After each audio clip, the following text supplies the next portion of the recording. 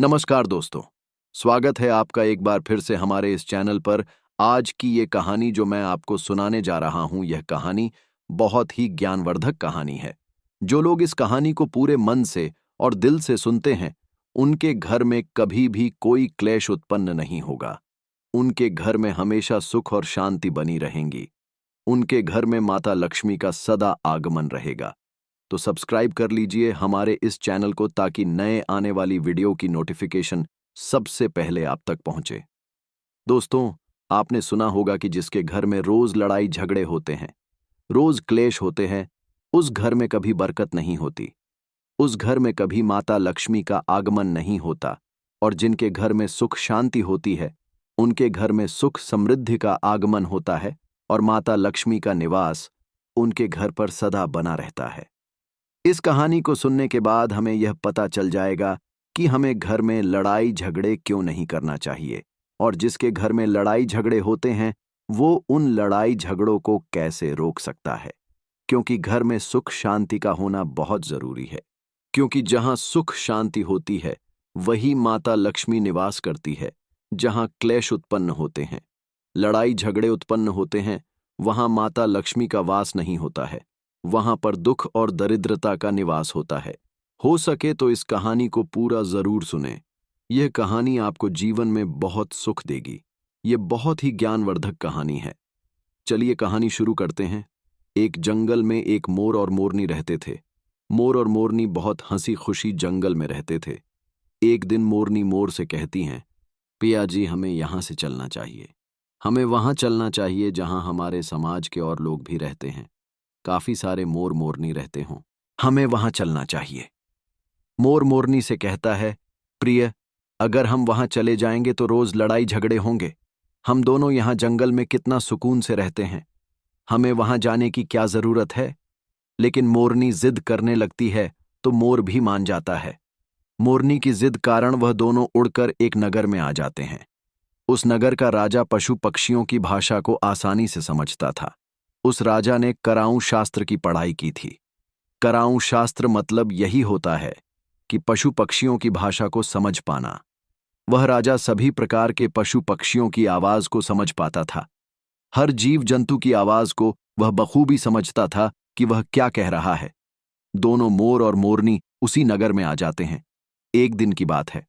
राजा अपनी रानी से कहता है कि हे रानी, मुझे बहुत तगड़ी भूख लगी है, आप मुझे भोजन खिला दीजिए।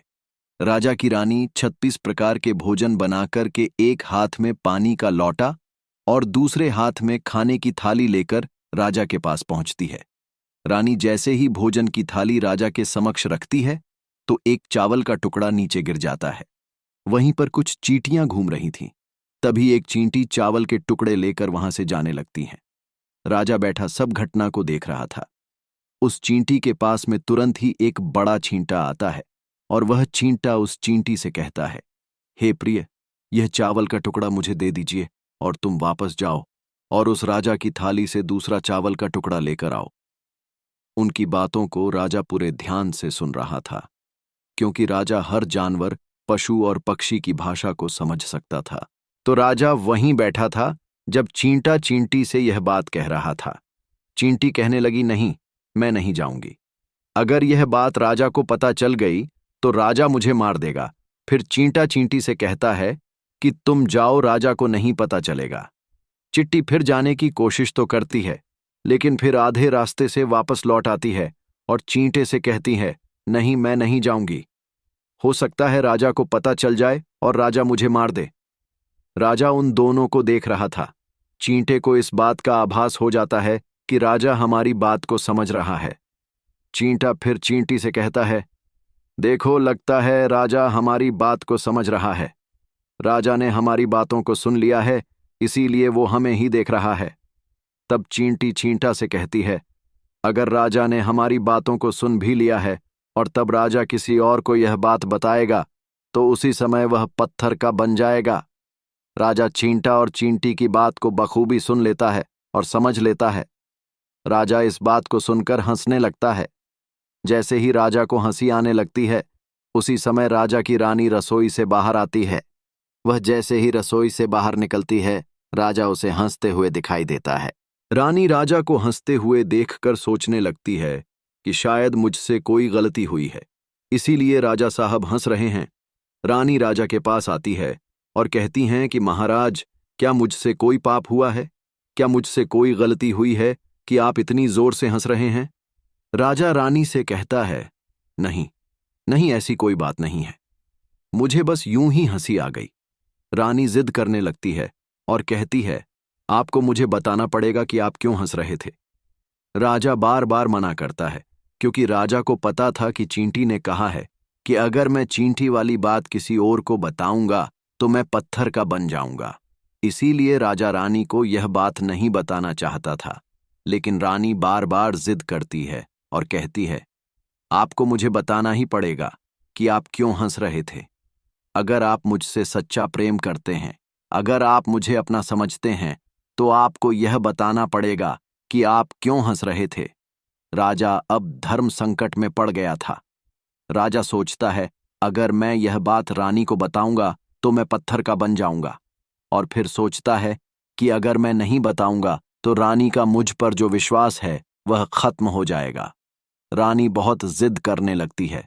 कहते हैं ना कि त्रिया हट और बाल हट बहुत तगड़ी हट होती है। इन दोनों हट से हमेशा बचकर रहना चाहिए।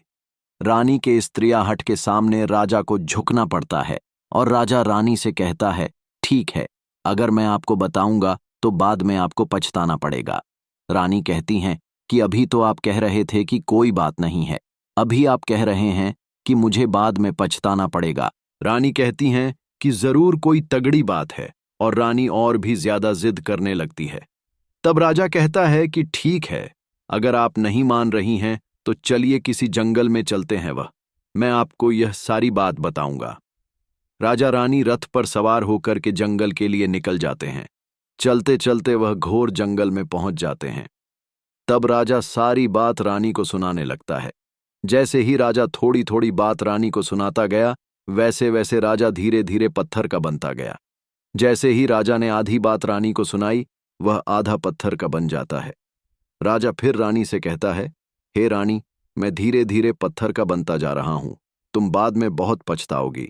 रानी कहती है, हे राजा साहब, हे महाराज, थोड़ी सी बात बची है, आप उसे भी सुना दीजिए।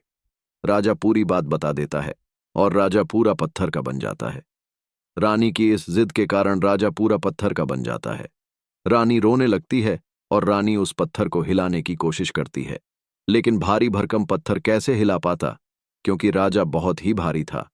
राजा पत्थर का बन जाता है और उधर रानी सर पटक कर रोती है, छाती पीटती है, रोती है और किसी जीव जंतु से सहायता के लिए गुहार करती है।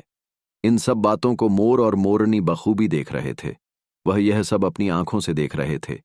रानी के विलाप को देखकर मोर मोरनी को दया आ जाती है। मोर मोरनी से कहता है, ये होता है त्रिया हट। तुम्हारी इसी त्रिया हट की वजह से ही हम उस जंगल से, जहां हम कितना खुशी खुशी रहे थे, यहां चले आए। मोरनी मोर से कहती हैं कि प्रिय रानी बहुत दुखी हो रही है, हमें इसकी सहायता जरूर करनी चाहिए। ये इतना विलाप कर रही है, इसकी ज्यादा तो सहायता हम नहीं कर सकते, लेकिन कम से कम इसको धीरज तो दे ही सकते हैं, यानी उसको विश्वास तो हम दिला ही सकते हैं। यही सोचकर मोर और मोरनी उस रानी के पास जाते हैं और जाकर के रानी को कहते हैं कि रानी साहिबा, जो हुआ वो तो गलत हुआ, लेकिन आप जरा धीरज रखिए, अपने आप को थोड़ा संभाल लीजिए। आपके पीछे पूरा राज्य है, राजा तो पत्थर का हो चुका है, अब राज्य का कारोबार आपको ही संभालना है। रानी मोर मोरनी की बात सुनने के बाद कहती है, भाई मोर मोरनी, मैं अपने आप को कैसे संभालूं, क्योंकि अब तो मेरा संसार ही उजड़ गया है, क्योंकि मेरा पति परमेश्वर पत्थर का बन चुका है, और अब मैं क्या करूं। तो रानी की यह बात सुनते ही उधर मोरनी के मुख से यह निकल जाता है कि राजा पत्थर के कैसे हो गए।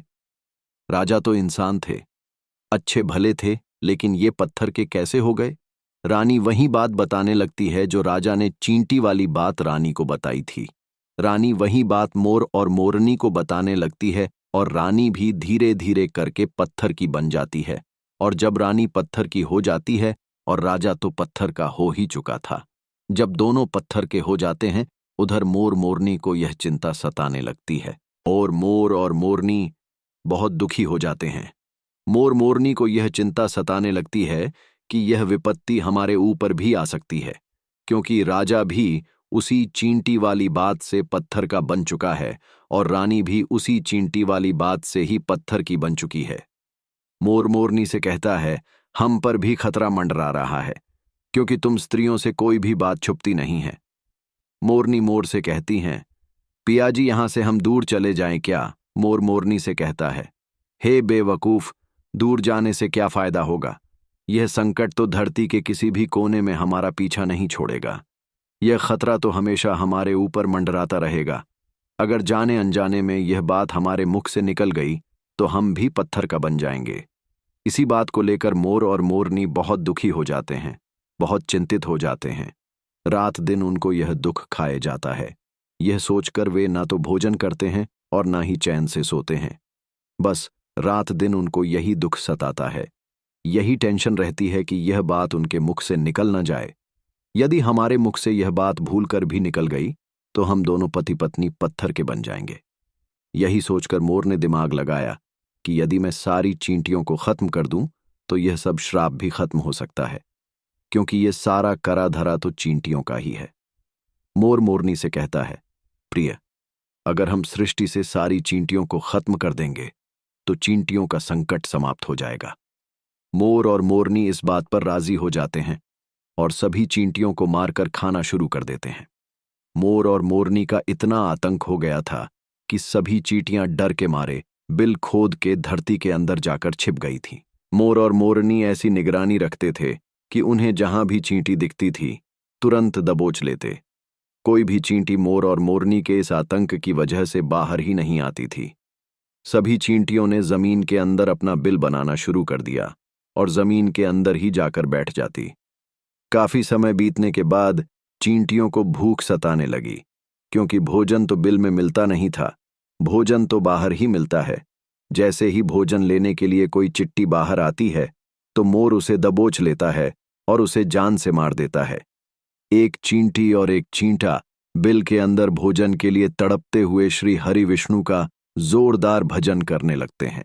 भक्ति करते करते उन्हें यह भी मालूम नहीं था कि वह कहाँ है, कहाँ नहीं है। वे घोर तपस्या में लीन हो गए।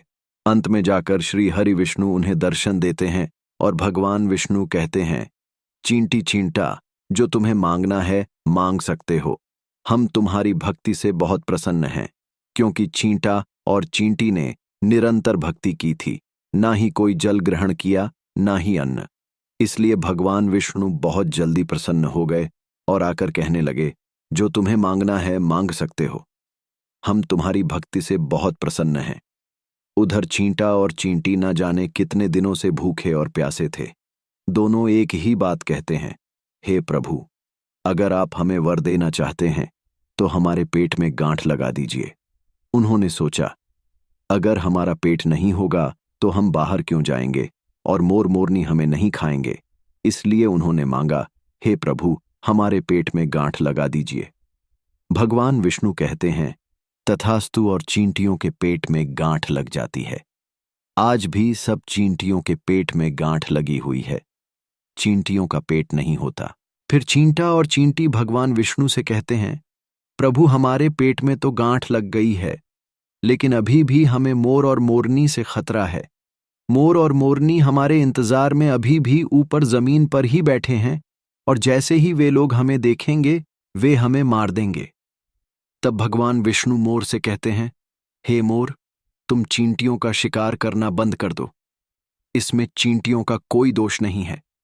जो दोषी था वो राजा था, क्योंकि राजा ने कराऊं शास्त्र की पढ़ाई की थी, इसीलिए वो सभी जीव जंतु की भाषा को समझने में सक्षम था। उसके साथ साथ वो जिन जिन पशु पक्षी की भाषा को समझता था, वह उनका रूप बदलने में भी सक्षम था। पशु पक्षियों का वह रूप धारण किया करता था, और जब वह राजा रूप धारण करता था तो उन पक्षियों के साथ संभोग भी किया करता था, और जब वो पशु पक्षी गर्भ धारण करते थे तो वो उन्हें छोड़ करके इंसान बन जाता था, और फिर ऐसे पशु पक्षियों पर वह जोर से हंसता था। उसकी ऐसी मूर्खता के कारण ही आज ये राजा पत्थर का बना पड़ा है।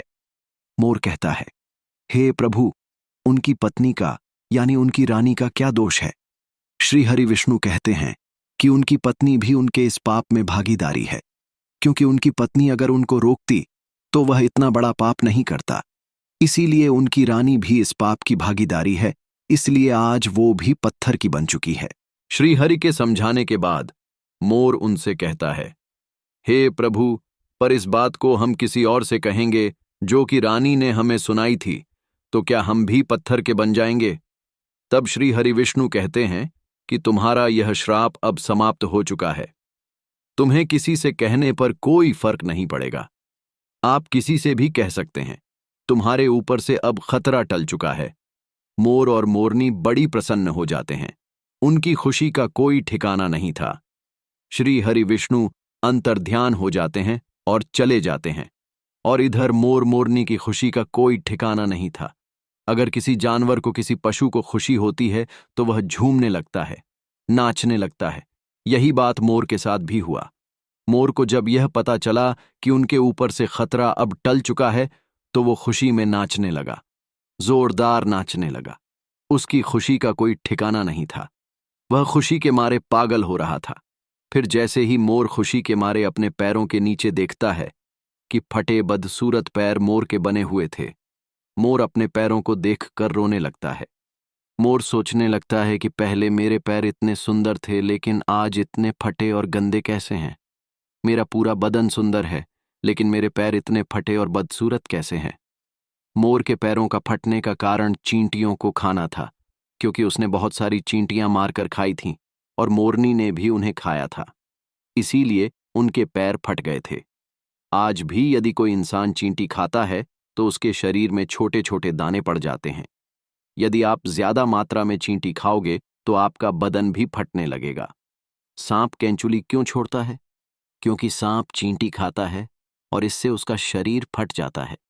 इसी तरह मोर के पैर भी फट गए थे और वे बदसूरत हो गए थे। इसलिए मोर अपने पैरों को देखकर जोर जोर से रोने लगा। मोरनी मोर को धीरज बंधवाती है और कहती है कि जो हुआ वो तो हो गया, रोने से क्या होगा।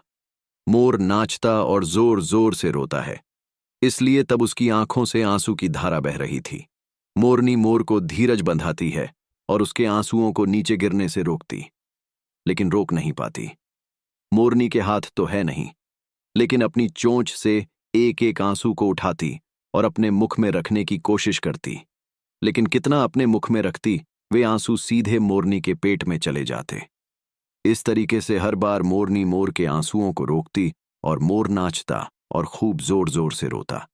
मोर के आंसुओं को देखकर और मोरनी के प्यार को देखकर भगवान श्री हरि फिर से दर्शन देते हैं और मोरनी को आशीर्वाद देते हैं और कहते हैं कि तुम्हारा प्रेम ऐसे ही सदा बने रहे। इस आशीर्वाद की वजह से अब आप इसे आशीर्वाद समझिए या श्राप। इसकी वजह से मोर कभी संभोग नहीं कर पाता, क्योंकि मोर जब नाचता है तो उसकी आंखों से जो आंसू गिरते हैं और उन आंसुओं को मोरनी चुगती है और उसी आंसुओं के कारण मोरनी गर्भवती हो जाती है। भगवान श्री हरि मोर और मोरनी को आशीर्वाद देते हैं और कहते हैं कि तुम्हारी भक्ति धन्य है और तुम धन्य हो। एक समय ऐसा भी आएगा जब मैं तुम्हारे पंख को हम मुकुट बनाकर धारण करेंगे। इसलिए कहते हैं कि जब श्री कृष्ण के रूप में श्री हरि धरती पर आते हैं तो वह मोर का पंख अपने मुकुट में धारण करते हैं। इस कहानी में बस इतना ही, और हम आशा करते हैं कि इस कहानी से आपको बहुत कुछ सीखने को मिला होगा। तो दोस्तों, आप हमें बताएं कि आपको इस कहानी से क्या सीख मिली। अपने उत्तर कमेंट बॉक्स में जरूर बताएं, और आप सभी को यह कहानी कैसी लगी यह भी बताएं। फिर मिलते हैं आपसे अगली वीडियो में। तब तक के लिए आप सभी अपना ख्याल रखें। धन्यवाद। जय श्री कृष्ण।